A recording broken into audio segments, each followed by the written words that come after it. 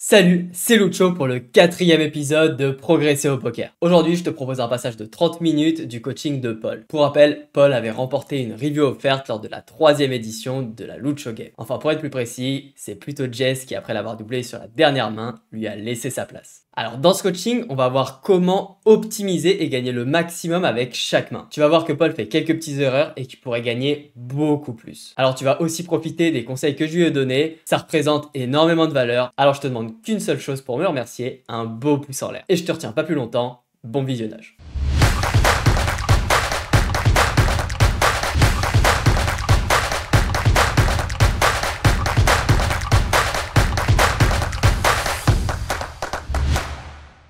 Valet 4 en haut à gauche.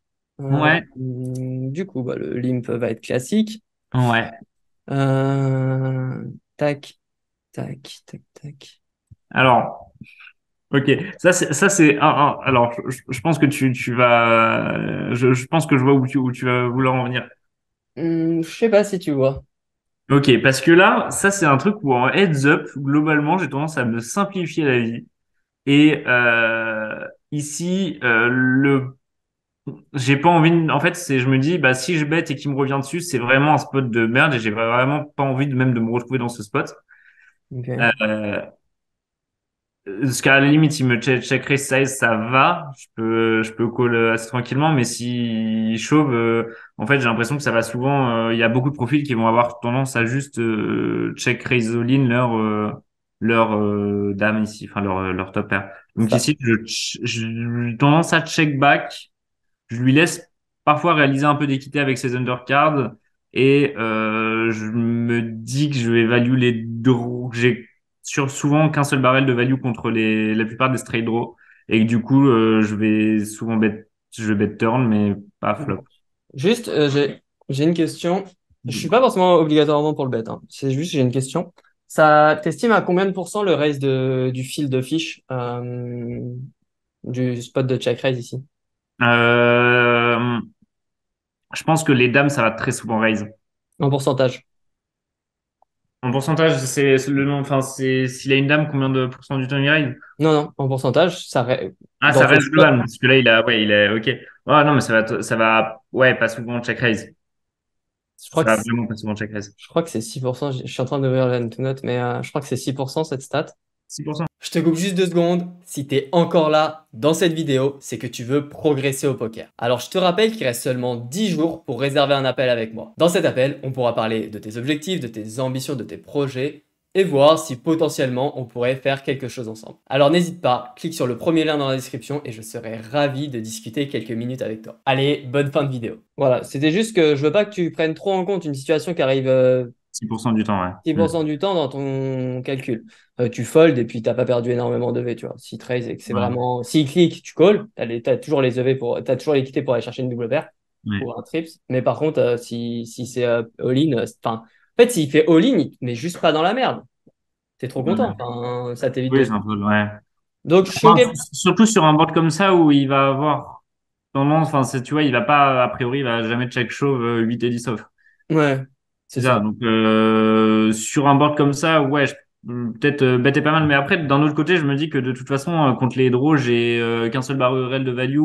Les trois, j'ai probablement un seul barrel de value aussi, ou peut-être deux bébés en tout, parce que je pense que sur un bébé river, enfin, ils vont bout trop call et any pair. Mm. Euh, mais je pense pas que dans ce spot, et puis en checkant, je lui laisse aussi l'opportunité de toucher une paire qui va être bah, souvent entre le 10 et le 3, quoi, parce que C'est pour ça que le check m'intéresse. Mais je voulais juste ouais, revenir sur ta réflexion. Le check, je ouais, le non, trouve c'est assez pas cool. que pour pas se prendre un check shove, Mm. sinon j'arrête de jouer au poker et puis Ouais. Le check, je le trouve assez cool parce que, en effet, on est sur un board. Voilà, si c'est 8-7-3, bah, tu as beaucoup d'intérêt à mettre un 7. ouais. Et sur Dame Valet, puisque tu as toutes les overs à value, tu as beaucoup plus de value. Alors que là, en fait, tu as trop de FE Mm. avec ta main qui domine aucun valet. Ouais, ouais, typiquement là c'est un board où j'ai rien, je vais bet 100% du temps. Ouais. Donc voilà. Par contre, c'est après que ça se complique. Enfin, que je suis beaucoup moins d'accord. T'as bien qui fait 70%. Mhm. T'as envie de faire quoi ici? Là j'en recall. Attends, instinctivement, j'ai envie de call, parce qu'en fait, de toute façon, il va toujours bet river avec une dame, et genre, si je le raise, il va a priori fold ses draws, donc Quel draw il va fold ici? bah, des open-ended, des 5 et 6, des 5 et 7, 8 et 9, 8 et 10, 19, euh, Si tu fais, je 2 et sais pas, 5. si tu fais 3,9, je pense qu'il fold ses open-ended ici, affiche. Des open-ended, non. Si je fais 3.5, typiquement, il va pas fold ses open-ended. Donc, ouais, je prends la value contre ça. Après, bon, il va fold ses gut shots, je pense. Mais, hum, c'est vrai que même click back entre guillemets, je teste sûrement un peu plus, faut sûrement mettre un peu plus parce qu'il va rarement bet sans équité ici. Mais du coup, ouais, non, effectivement, Raise a l'air pas mal. Je sais pas ce que j'ai fait dans ce spot, mais Ça y est, j'ai la... Donc ça, c'est un limpo, ouais, 7% de raise. Il y a ok. 7% ici, et tu vois, il y a 25% de weak. Ah oui, donc c'est ouais, effectivement. Donc je mets ça sur le côté, comme ça, on l'a si besoin. Et comment tu vois sa range de prob?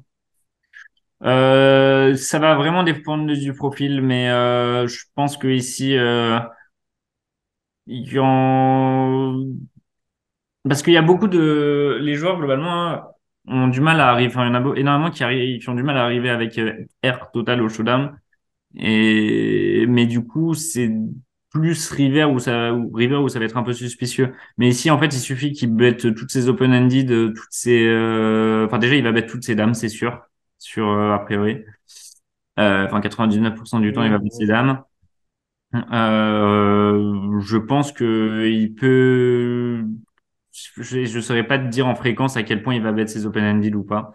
Je pense que 5 et 6 il va souvent plus, j'imagine qu'il va plus bet que 9 et 10. Si tu devais simplifier un petit peu ta réflexion, est-ce qu'il est concerné ou pas concerné par le board quand il probe de le Ah oui, mais flip? en plus, quand il probe 66%, enfin, pour moi, c'est pas qu'un détail, le fait qu'il fasse 1,3 et pas 1.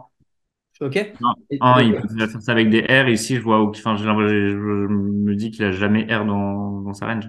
Ici, moi, quand tu raises, que tu as check back au flop, le mec, il va se dire, ah, il a pas de dame, nanana, que tu raises. Je dis pas de mettre all-in, hein, parce que là, tu vas faire fuir, mais pour moi, tu as trop de value ici Just call, ouais. pour just call. Et parce qu'il faut bien se dire quand même que les mecs sont quand même assez passifs. Alors, je suis beaucoup dans les spots de catch et tout. Mais là, quand tu call, est-ce qu'il va vraiment s'envoyer en l'air avec roi 10, 9 et 10, même des 10 et 8 qui peut call parfois, des 5 et Mhm. 6. Est-ce qu'il va vraiment s'envoyer en l'air derrière? Je sais pas. Est-ce que il n'y a pas beaucoup de turns qui font que ça peut le scary un peu sur la dame et qu'il va se retrouver? Parce que là, le pot, il va faire 4,6 et tu as Ah, ça encore va être 7 dur de tout lui prendre, ouais. 7 blindes à prendre, hein. Donc une dame, tu prends même pas tout là, parce que sur beaucoup de run-out, tu mets un 5, Après, un 6. ouais, ouais. Bon, après, sur une brique, prends souvent toi une dame quand même. Ouais, mais il y a quoi comme brick ici? Après, même sur un 6 tu vois, c'est pas une brique totale non Non, mais je plus. dis pas que tu peux pas raise. Je dis pas que tu peux pas raise. Je dis, Ouais, est-ce ouais. que tu penses qu'il va autant call ses dames tout le temps? Non, moins du coup. Parce qu'en plus, ouais, c'est vrai qu'il y a très peu de briques dans ce spot. Et encore sur celui-là, il n'y a pas trop il y a pas de flush draw, donc ça te Mm. sauve un peu. Mais s'il y a flush draw en plus et que tu raises, parce qu'il va block river sa dame, tu raises, il va la fold énormément. Euh, si la flush elle rentre, si les straight elle rentre, et quasiment toutes les cartes font rentrer des straight ici. Donc, Ah, bah oui, du 2 bah, en fait, toutes les cartes vont rentrer des straight. et du coup, même toi, bien sûr, tu auras une value, même tu pourras quand même raise ta double paire, tu vois, sur any river, mais J'ai plus de tu auras un turn. peu moins de V, tu vois. Que là, Mm. tout de suite, maintenant, tu as très peu de FE en face quand tu raises. Donc, tu as beaucoup de value et voilà. Ouais. Et puis après, bah, il overfold d'un draw, j'ai envie de te dire, c'est pas une erreur de ta part, tu vois. Mm. Enfin, Oui, de toute façon, c'est pas dit qu'il le bet river, qu'il continue river forcément, et au moins, ça lui enlève de l'équité. Enfin, ça lui ouais, deny l'équité. c'est ça. Donc, en fait, ici, pour moi, tu as clairement un raise. Donc, bah, tu commences à avoir un petit peu l'idée. Ça fait plusieurs Mm. spots qu'on fait. Tu mises beaucoup, beaucoup de value euh, depuis tout à l'heure, tu vois, sur tous les spots qu'on a vus. Il y a pas mal de value à aller gratter que tu pourrais. C'est con, hein, mais tu prends tous ces spots. Ah, si tu me parles de 60 CV, je pense que tu es vite à 70, tu vois. Juste avec ces Hmm. spots-là, répéter toute la journée là, sur. Je sais pas combien tu fais de games par jour, mais tu répètes ça, c'est énorme. Tu vois, toutes les mains un peu. Ouais, où tu peux value. Quand tu as la meilleure main, je trouve que tu prends pas assez, quoi. Que ça soit une main moyenne qui est la meilleure main en force relative Hmm. parce que le mec a pas de top pair, des choses comme ça. Ou là, quand tu as nut, c'est que le mec a une range compacte, parce qu'on l'a dit, il est concerné. Et au final, avec sa range compacte, il va souvent block river pour fold versus raise et t'as encore 7 bébés à prendre. C'est un peu dommage, quoi. Ouais, non, moi je suis d'accord. Voilà. Là, avec la discussion, c'est vrai que ça a l'air assez évident qu'il faut raise et que ça accomplit beaucoup plus. Voilà, c'est fini pour aujourd'hui. Surtout, si tu aimes ce genre de vidéo et que tu en veux plus, aide-moi à mettre cette série en avant et je pourrais te proposer un maximum de vidéos de ce type. Pour ça, à nouveau, il te suffit de me remercier avec un simple pouce en l'air et un beau petit commentaire dans lequel tu peux en profiter pour me poser des questions sur ce que tu viens de voir. Et n'oublie pas, un gros projet arrive. Alors, reste connecté. Allez, ciao!